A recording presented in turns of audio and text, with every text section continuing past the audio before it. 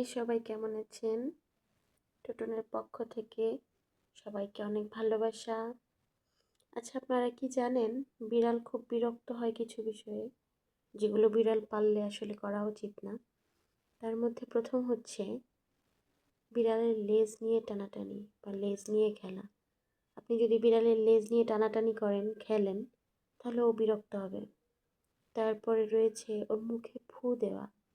ওরা মুখে ফু দেওয়া খুব একটা পছন্দ করে না, এটা না করাই ভালো।